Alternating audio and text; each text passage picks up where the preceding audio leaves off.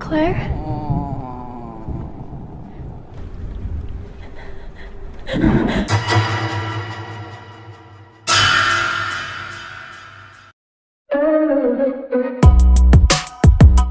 Halo Movie Addict, di seantero penjuru planet bertemu kembali di PNJ Sinopsis. How are you doing today? Fine, Ramang, are okay? Oke. Kali ini kita akan merangkum film yang berjudul The Visit yang rilis pada tahun 2015, disutradarai oleh M. Night Shyamalan, yang mana filmnya yang lain yang telah saya tonton seperti The Sixth Sense, Unbreakable, The Happening, Split, dan yang terakhir Glass mengandung unsur plot twist yang tidak terduga dan mencengangkan, wow gitu, dimana film-filmnya terkesan hening dan tidak terlalu banyak jedar-jedur di sana-sini. Kemudian film The Visit ini bergenre thriller dengan gaya found footage atau dokumenter ya, dan pastinya mengandung adegan jump scare. Jadi bagi kalian yang mempunyai jantung lemah, harap dipersiapkan dulu mentalnya, dan juga bagi kalian yang hari ini pencernaannya tidak lancar, harap dikeluarkan dulu ya, terutama jika kalian menonton sama si bebek, karena takutnya pas nonton tiba-tiba wow kaget kan, terus gak sengaja cerut kageunkeun. Mantap aromanya. Oke, agar tidak terlalu panjang durasi dan mencegah congor ini tidak berbusa, jangan lupa subscribe channelnya dulu. Mari langsung gaskeun yuk.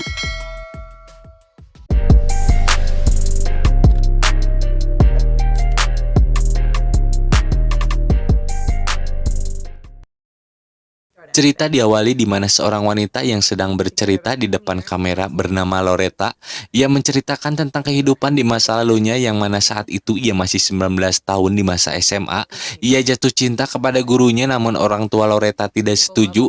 Akan tetapi karena Loretta cinta kepada guru tersebut, mereka memutuskan untuk lari dari rumah dan tinggal bersama selama 10 tahun dan akhirnya melahirkan 2 orang anak. Namun di tengah-tengah membina rumah tangga yang sakidah mawadah dan warohmah, si guru tersebut berselingkuh dan meninggalkan ia bersama kedua anaknya. Kemudian waktu berlalu, setelah 15 tahun tidak bertemu, beberapa hari yang lalu kedua orang tua Loretta menghubunginya lewat internet. Mereka meminta untuk bertemu cucu-cucunya dan bisa menghabiskan waktu mereka bersama selama seminggu. Dan karena anak-anaknya tersebut tidak pernah mengenal kakek dan neneknya dari semenjak lahir, Loretta pun memutuskan untuk mengizinkan mereka pergi berkunjung ke rumah kakek dan neneknya tersebut yang berada di kota lain. Recently, my parents looked me up on the internet to meet their grandchildren, spend a week with them. I looked my parents up. They have a counseling website. I left at 19, haven't spoken to my parents in 15 years. Scene berganti, kita berkenalan dulu dengan anak-anak Loretta, yang ini bernama Becca, remaja 15 tahun yang hobinya bawa kamera kemana-mana dan ingin mendokumentasikan segala sesuatunya, termasuk kunjungan pertama kali ke rumah kakek dan neneknya saat ini. Kemudian ada Tyler, remaja 13 tahun yang mempunyai penyakit psikologis yaitu misofobia, yang mana tangannya ingin selalu bersih dan anti sekali dengan kuman. Selain itu ia mempunyai ambisi menjadi seorang rapper, dan di film ini ia juga memperlihatkan skill nge-rapnya gitu beberapa kali. Saya juga bisa sih nge-rap, judulnya Kera Sakti, kayak gini lagunya. Seekor kera terpuruk terpenjara dalam gua di gunung tinggi sunyi, tempat hukuman para dewa, bertindak sesuka hati, loncat ke sana ke sini, hiraukan semua masalah di muka bumi ini. Muncrat anjir. Stop it. Get some help. Sampai di mana ya tadi? Oh ya, Becca dan Tyler sedang berada di kereta menuju rumah kakek dan neneknya, yang mana mereka tidak mengetahui dan mengenal wajah si emak dan abahnya tersebut. Sementara itu Loretta yang tidak ikut dalam kunjungan ini, entah karena masih canggung atau apapun itu, ia akan menghabiskan waktunya untuk berlibur dengan pacarnya yang baru. Our mother, Loretta Jameson, is dating an eligible and rather rakish-looking man named promote this union by giving them time. They're going on a trip. We won't be just friends. You write inappropriate text and hit send to bother me because I'm not a sensitive bloke. Oh, now in the end, you'll be in my bed. Ooh, woo.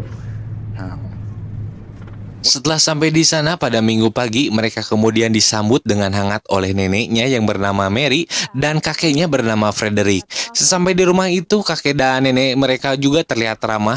Becca dan Taylor bisa melihat rumah masa kecil ibunya yang terletak di pedesaan, di mana sinyal handphone tidak ada dan hanya mengandalkan kabel internet serta laptop sebagai alat komunikasi untuk memberi kabar kepada ibu mereka. No bars. None.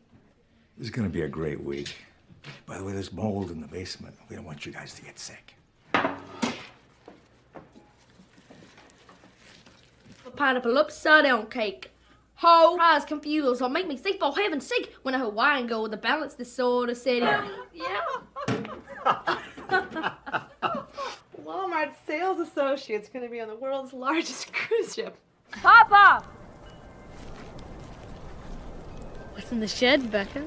Saat malam hari tiba, si kakek datang ke kamar, kemudian ia berkata bahwa jam tidur di rumah tersebut adalah jam 9.30 malam, dan sebelumnya juga ia memperingatkan bahwa Becca dan Tyler tidak diperbolehkan masuk ke basement dikarenakan banyak jamur di sana dan ia tidak ingin mereka sakit. Selang beberapa saat, jam sudah menunjukkan 10.23 malam, Becca merasa lapar, ia bermaksud untuk mengendap-endap dan mencuri kue daki buatan si nenek yang ada di lantai bawah. Namun saat itu juga ia melihat neneknya sedang muntah. I need Nana's cookies.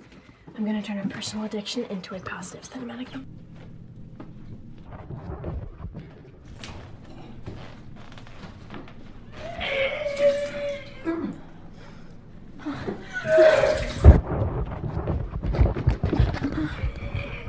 T-Diamond. Nana's sick. Tyler, wake up.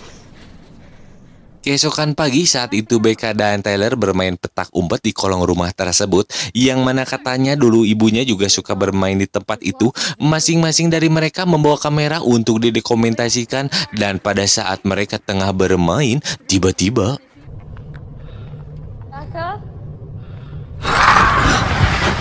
Here I come, Tyler. Here I come. Tyler. Tyler. I'm gonna get you. Here I come. Going to get you, Becca.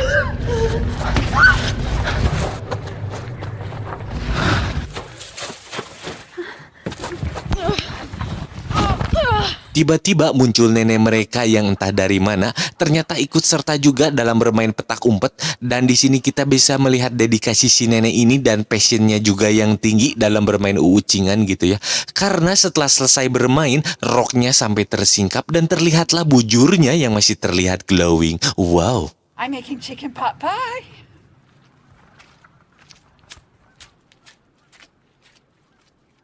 What the hell was that?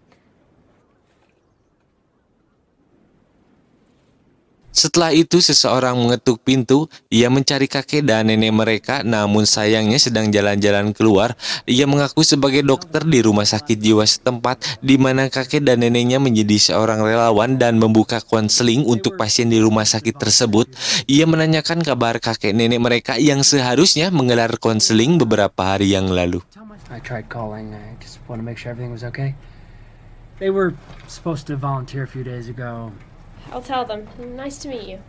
Setelah itu Tyler yang penasaran dengan apa yang kakeknya simpan di gudang, yang mana sebelumnya juga ia sempat bertanya-tanya apa sih yang dilakukan sebenarnya si kakek di gudang itu. Dan setelah kakeknya keluar lalu pergi, ia mengendap-endap. Oh ya, saya peringatkan dulu sebelumnya bagi kalian yang lagi makan, di stop dulu sebentar karena di adegan berikutnya kalian akan menyaksikan pemandangan yang cukup membuyarkan selera makan. Udah di stop makannya, udah, oke lanjut. Tyler melihat tumpukan benda yang dikerubuti oleh lalat dan ternyata ia melihat tumpukan popok dewasa bekas pakai kakeknya beserta bonusnya yang berupa selai kacang.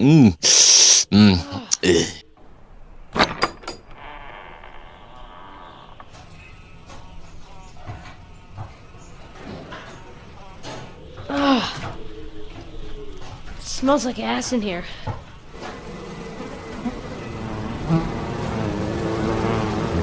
Oh, shit! Oh! Tyler. What the hell, Nana?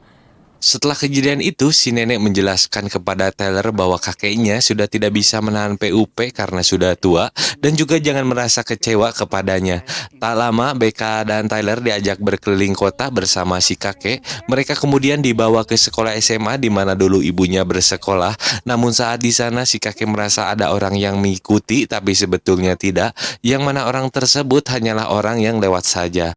Hey, stop following me. No, don't! He's following me! Tyler. He doesn't know you, Papa. Dan saat malam tiba, Becca dan Tyler yang sedang berada di kamarnya, mereka mendengar suara aneh dari luar. Tyler memberanikan diri untuk membuka pintu dan ternyata lagi-lagi terlihat bujur si emak yang masih tetap glowing. Mama.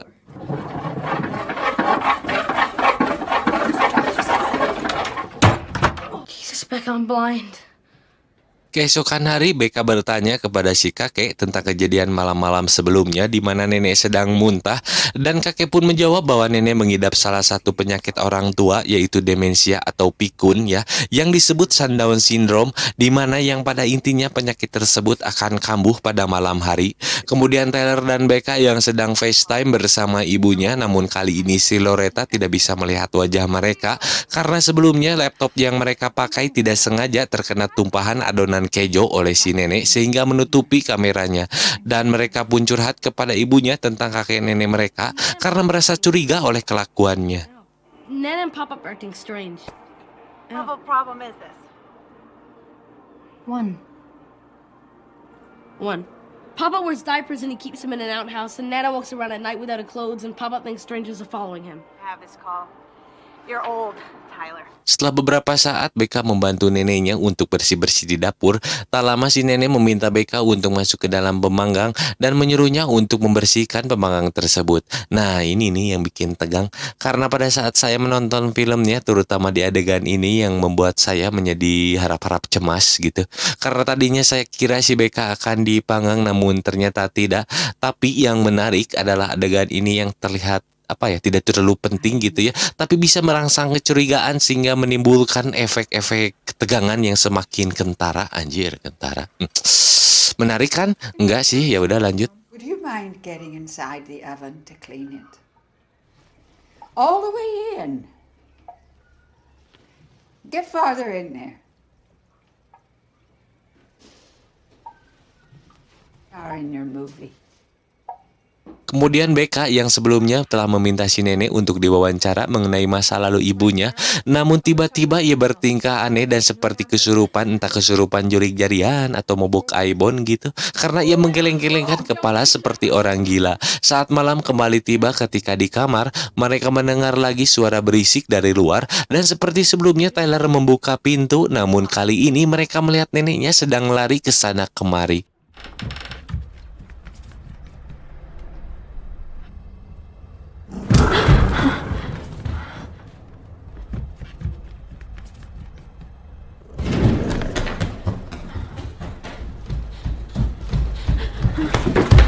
Namun hal itu membuat Tyler terinspirasi untuk meniru gerakan si nenek tadi malam yang dibuktikan pada keesokan harinya. Becca. Who am I? T.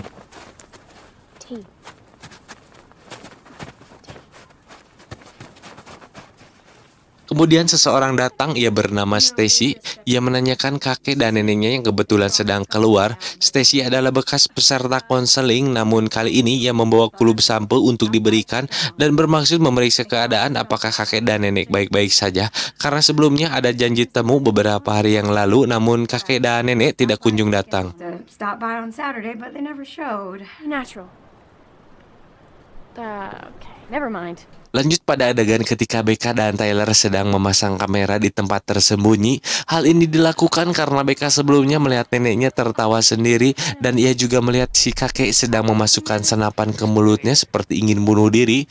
Mereka merasa curiga dengan perilaku kakek dan neneknya tersebut yang semakin hari semakin aneh.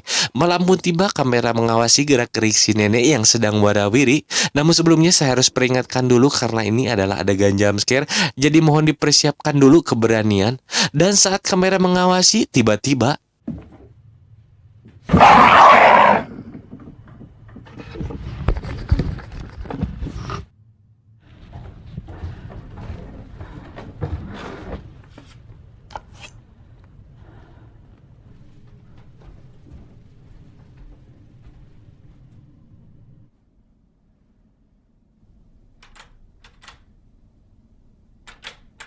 Esok pagi, Becca dan Taylor memutuskan untuk menghubungi ibunya karena saat mereka melihat hasil video rekaman tadi malam dan melihat si nenek membawa-bawa pisau, mereka menyimpulkan bahwa kakek dan nenek bisa mengancam keselamatan mereka. Selain itu, mereka juga melihat Stacy, wanita yang di hari sebelumnya datang membawa kulub sampel. Namun saat ini mereka lihat Stacy terlihat seperti sedang berargumen dengan kakek nenek mereka.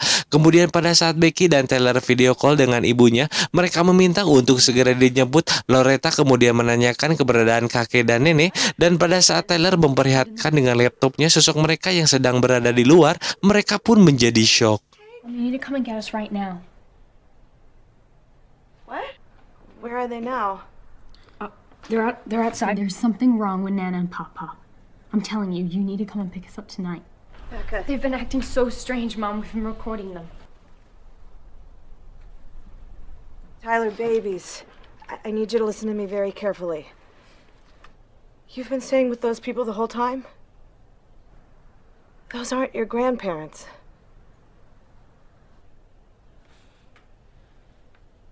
Ternyata yang mereka kira selama ini adalah kakek nenek mereka yang asli, namun ternyata bukan. Dan dengan munculnya fakta yang mencengangkan ini, Loretta menghubungi polisi. Ia segera berangkat untuk menjemput Becca dan Tyler. Tak lama dari situ, berhubung hari itu adalah hari terakhir mereka menginap, kakek palsu mengajak mereka bermain permainan papan. Saat mereka bersiap-siap untuk bermain, Becca mencari alasan agar bisa melarikan diri dengan berpura-pura akan melakukan interview terakhir bersama Tyler di luar.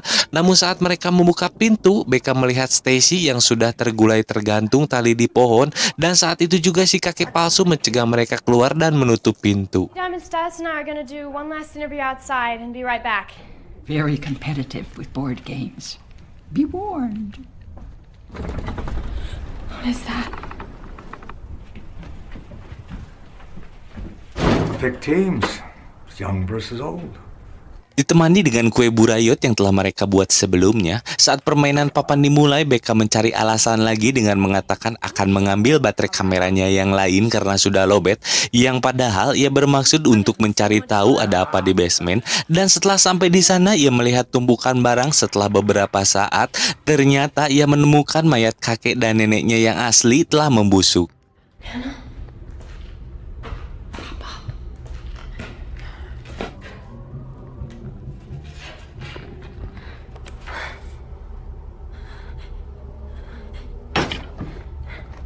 Shade Psychiatric Hospital.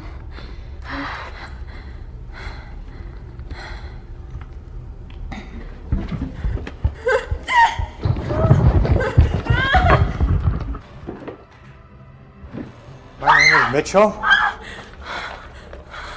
They kept telling us you were so great. Oke, pause dulu di sini karena ada yang perlu saya jelaskan sebelum lanjut, meskipun ketang agak panjang, deng.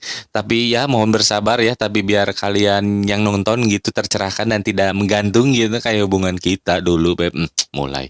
Si kakek palsu itu sebetulnya bernama Mitchell dan si nenek palsu bernama asli Claire. Mereka adalah pasien rumah sakit jiwa Mapleshade atau rumah sakit jiwa lokal yang mana merupakan peserta konseling yang digelar oleh kakek nenek Becca dan Tyler yang asli. Dan bisa dipastikan bahwa mereka mengenal satu sama lain karena di adegan sebelumnya sekilas kita diperlihatkan foto mereka bersama yang dipajang di dinding. Mitchell dan Claire ini merupakan pengidap skizofrenia yang mana penyakit psikologis ini tidak bisa membedakan realita dengan hayalan, yang mana si pengidap juga selalu berhalusinasi alias halu gitu. Hal ini menjelaskan mengapa pada saat Becca menginterview mereka berbicara hal-hal yang absurd dan tidak masuk akal. Selain itu, hal ini juga menjelaskan mengapa pada saat mereka pergi berkunjung ke sekolah Loretta dulu tadi ya, Mitchell tiba-tiba merasa ada orang yang mengikuti kemudian memarahi orang tersebut. Kemudian hal kedua yang perlu saya jelaskan yang mana akan Mitchell ceritakan di adegan berikutnya. Jadi katanya mereka itu dulu pernah membuang anak mereka ke dalam tas pakaian di kolam, yang mana si kakek dan nenek yang asli mengetahui perbuatan dosa mereka. Selain itu mereka mendengar bahwa si nenek kakek asli akan kedatangan cucu-cucunya. Lalu mereka merasa iri dan Mitchell bermaksud untuk membuat Claire merasakan menjadi seorang nenek, dan itulah motif serta alasan pribadi mereka telah membunuh. Sedangkan Stacy, si pembuat kulub sampul tadi yang datang. Dan pada adegan berikutnya Becca melihat mereka berargumen. Hal ini dikarenakan mungkin Stacy merasa aneh menemukan keberadaan Mitchell dan Claire di situ. Kemudian agar Stacy tidak menyebarkan informasi tentang keberadaan mereka, maka dari itu ia dibunuh. Nah gitu penjelasannya. Cukup panjang namun tidak jelas kan. Biarinlah. Oke, mari kijut. Becca ketakutan, kemudian ia ditangkap oleh Mitchell yang tiba-tiba muncul. Lalu Becca dibawa ke kamar di mana Claire yang telah dikurung sebelumnya karena jam malam sudah berlaku. Di kamar yang gelap, adegan penuh ketegangan pun terjadi. I'll tell you a story. Claire?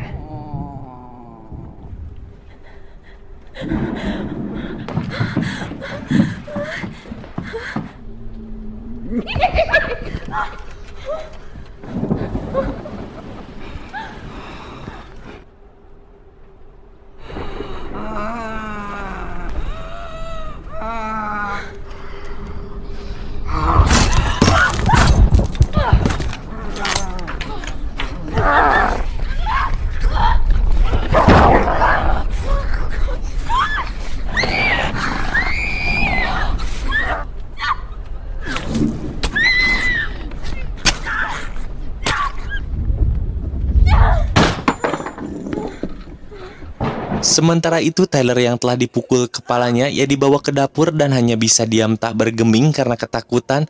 Tak lama Mitchell membuka celana dan melepaskan popoknya, dan seperti yang kita tahu bahwa Tyler mempunyai masalah dengan kuman. Namun dengan santainya kemudian Mitchell menamplokkan popoknya yang penuh dengan bubur kacang yang masih hangat ke muka Tyler. I know that. You have a problem with germs, don't you? Setelah beberapa saat, Becca yang telah berhasil membunuh Claire, ia tiba-tiba muncul lalu menggabruk Mitchell dari belakang dan bermaksud agar Tyler bisa melarikan diri. Namun saat Becca terpental dan akan dianiaya dengan berbekal takut hujatan lambe turah di akun IG-nya yang sudah bercentang biru, Tyler menemukan keberanian, kemudian melawan dan melampiaskan amarahnya yang sudah tidak terbendung.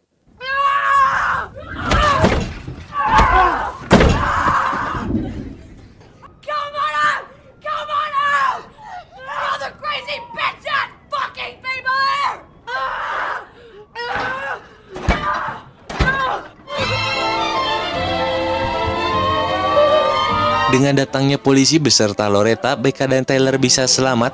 Akhirnya mereka berkumpul kembali dan di akhir adegan Loretta bercerita lagi saat kejadian masa lalunya ketika ia dan orang tuanya bertengkar. Namun di sisi lain ia bersyukur karena anak-anaknya telah selamat dari ancaman bahaya. Dan disinilah cerita berakhir.